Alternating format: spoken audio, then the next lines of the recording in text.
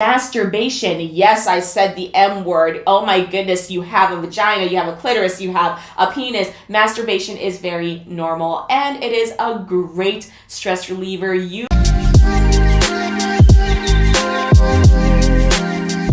Hi everyone, welcome back to my channel. If you're new, my name is Elaine. Welcome. I'm a future health coach, a fitness enthusiast, and an activewear lover. Today we are doing our health and fitness Q&A part 1. Today we are just going to be looking at 4 questions that I have received in the health and fitness support groups I'm in, weight loss support groups that I'm in, and questions that I have gotten sent in to me. If you have any questions that you would like me to answer personally, feel free to leave them in the comments down below. Pop over to my Instagram and DM me, or send me an email. And or if you've seen someone else's question that you would like answered from me, take a screenshot of it and email it to me at my email, ilaneyflex@gmail.com.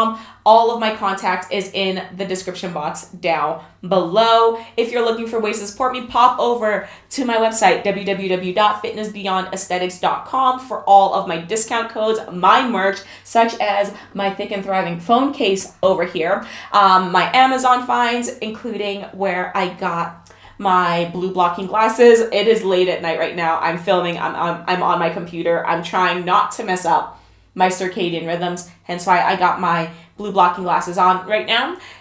And anything else that you could possibly want to find out about me is on my website. Without further ado, let's get on with these questions.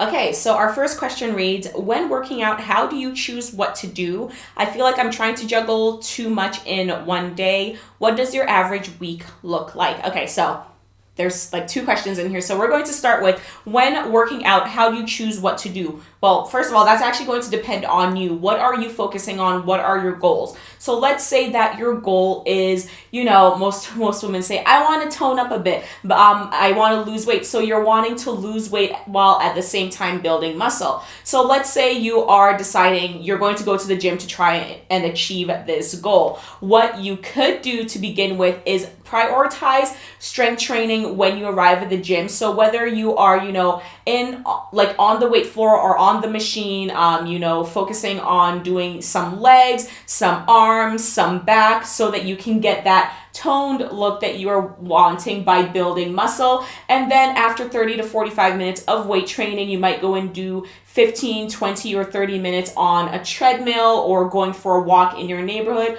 what have you. Choosing what to do is completely dependent on you and your goals, and deciding what to do in the gym specifically is also dependent on you and your goals. So some people are like, I want to build muscle on my glutes. So you might decide, I'm going to have 2 dedicated leg days a week where I am going to be doing some hip thrusts, I'm going to be doing some squats, I'm going to be doing some lunges, I'm going to be doing some glute bridges. And then you are like, okay, I also really do want to kind of accentuate an hourglass shape. So I want to build up my back a little bit more, which is what upper body training for women is so great at doing. If you don't have an actual hourglass, you can kind of create the illusion by working out your back. So you might decide, okay, I want to do 1 full upper body day a week. I'm going to go to the gym 3 times a week, and I'm going to have 2 leg days, 1 upper body day, and that works for me. That is what your week could look like. But make sure when you are deciding these things to start with what your goal is and then break it down for what works for your lifestyle.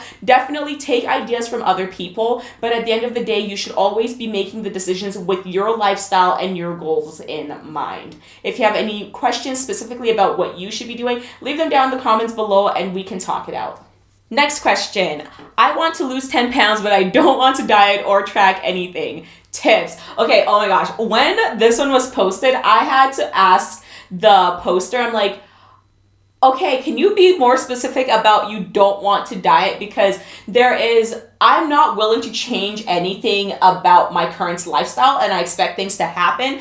And there is, I just don't want to do a fad diet, which is just any diet that has become very popular in mainstream media, such as currently the keto diet and intermittent fasting. So when I clarified, they're just like, I'm more than willing to make modifications to my current diet and my lifestyle. I just don't want to do a fad diet, because they have done a lot of fad diets and they just haven't worked for this individual. So when I was talking to them, I was just like, okay, well, you can definitely actually lose weight. You can lose 10 pounds without dieting, going on a fad diet, or tracking anything actually. Just your basic lifestyle changes, such as increasing your water intake, getting daily steps in, going for a walk in your neighborhood, whether that be a 20 or 30-minute walk, going to the gym and exercising, doing exercises that you like, dancing at home, going on a walk with your children. These little small lifestyle changes really do add up in the long run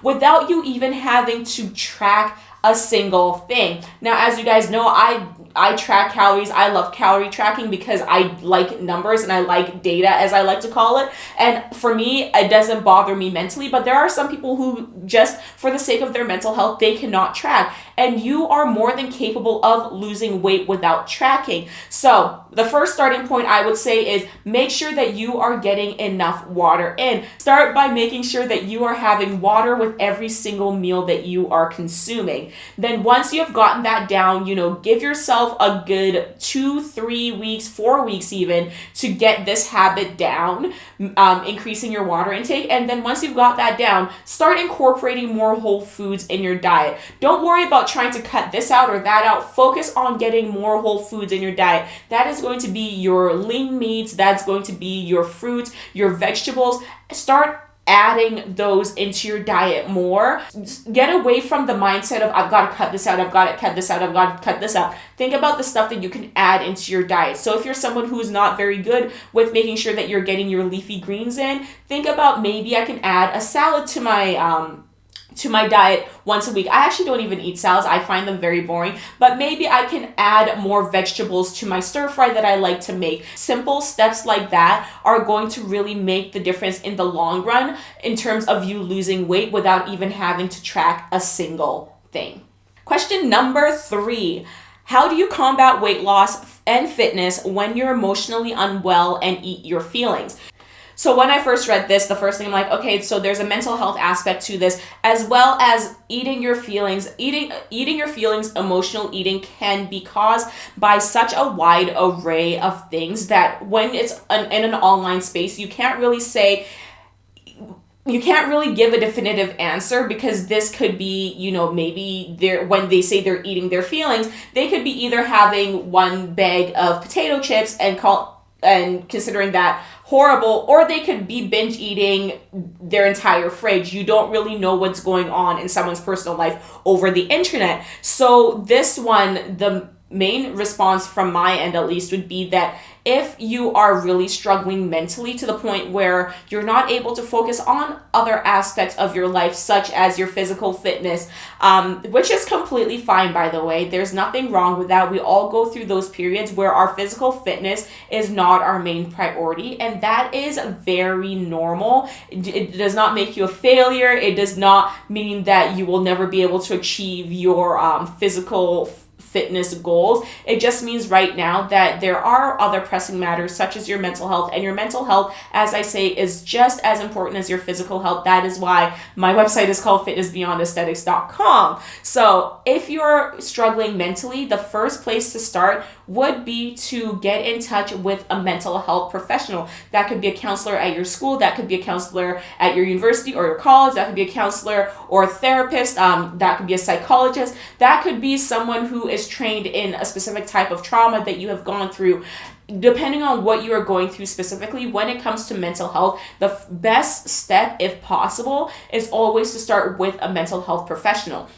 Now, I fully understand that in our current economic situation, a mental health professional can cost quite a bit. I personally really love the app BetterHelp. They do have financial assistance. Keep in mind that not all the professionals on there are certified in XYZ, but you usually can get a professional that has some sort of background that is able to help you. If you're not able to, access BetterHelp, or even with the financial assistance, it's too much, what you could do is going the route of self-help and going on sites like Amazon. I actually have quite a few Amazon books that are linked on my Amazon Finds page on my website, so pop on there. But for me, like, I do have PTSD. If you're on my Instagram, you probably already know that. And I do actually really respond well to workbooks. Of course, I've also gone through over a decade worth of therapy at this point in my life, but I also like reading the workbooks, working through them, just to kind of help me through the moments where I am struggling a little bit,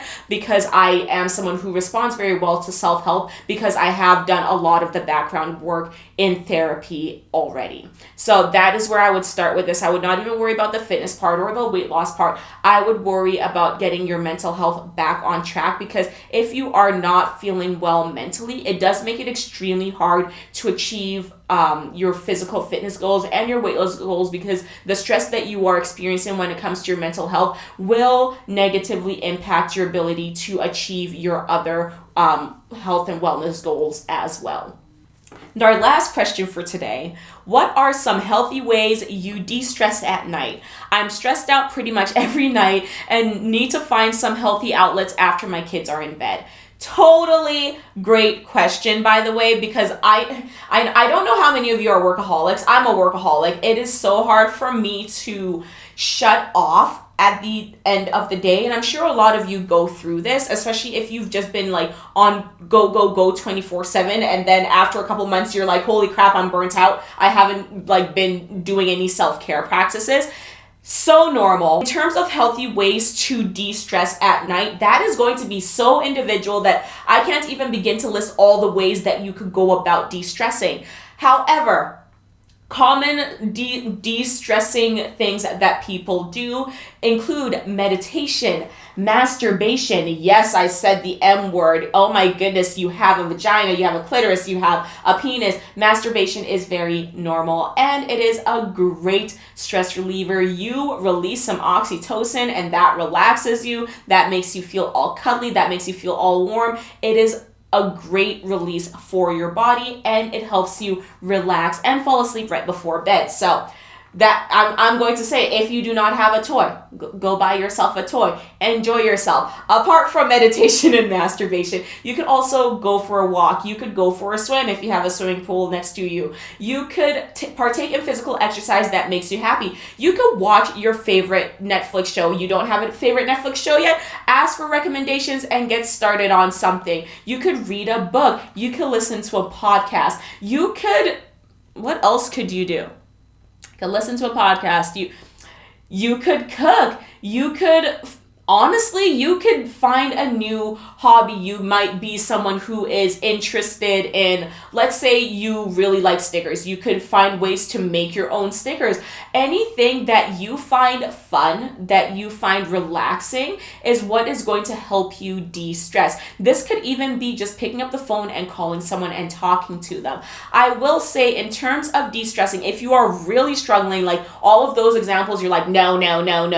By the way, journaling is also a great way to de-stress before the end of the day, or saying gratitude. But if none of those work for you, think about what you liked as a kid. What made you so happy that when you were doing it, you were so immersed, you were completely just like, this is great, I am happy, this brings me joy. Sometimes the things that we loved as children translate to things that we still love as adults, but because we've been so busy adulting, we've kind of put aside those hobbies. So for me, for example, I used to love anime as a child. And if you don't know what anime is, it's Japanese cartoons. Used to love anime as a child. And when I got into university, I just didn't have the time to watch it as much. Now that I'm back, I'm out of university, I've found myself picking it back up and watching all of the old series that I love, and I just feel so much more relaxed. When I watch anime, because you're usually watching with subtitles, it forces me to put my phone down. I'm completely present, and before I know it, I'm just in such a better mindset, and I'm in a better mood state. Falling asleep is no problem for me. So going back to the things that you loved as a kid, trying to incorporate them into your self-care routine as an adult may be a way for you to find a good stress coping mechanism. Also, I don't know about you guys, but I used to game as a child, and I know a lot of adults kind of like get away from gaming as they age. However, gaming is actually a very great stress reliever, even as an adult. So if you were someone who, as a kid, you really enjoyed playing games, maybe try incorporating those games into your adult's life as well. That could be board games, that could be electronic games, anything really under the sun. Just bring out your inner child, allow yourself to have fun, allow yourself to play, and see how that works for you. You made it to the end of the video. Thank you so much for watching. Make sure to give me a like and comment down below if you found this information useful. If you have any questions of your own, feel free to leave them down in the comments below and or email me at iladyflex@gmail.com. That was a bit confusing, but all my contact information is down in the description box below, and or you can send me your questions on Instagram and I will feature them in the next video. Whether you want to be anonymous or not is completely up to you. Now, head over to my website, www.fitnessbeyondaesthetics.com, if you're looking for ways to support me, such as through my merch store, where you can get this cute ass cell phone case that says Thick and Thriving, as well as you can find my Amazon finds, discount codes for brands that I'm affiliate with, such as peachbands.com, peachbands.ca, escapeswimwear.com, oglmove.com, oglyoga.com, and that is it. Use code ELAINE for 10 to 15% off all of those sites and the charities that I am supporting through my merch store sales and my affiliate commissions.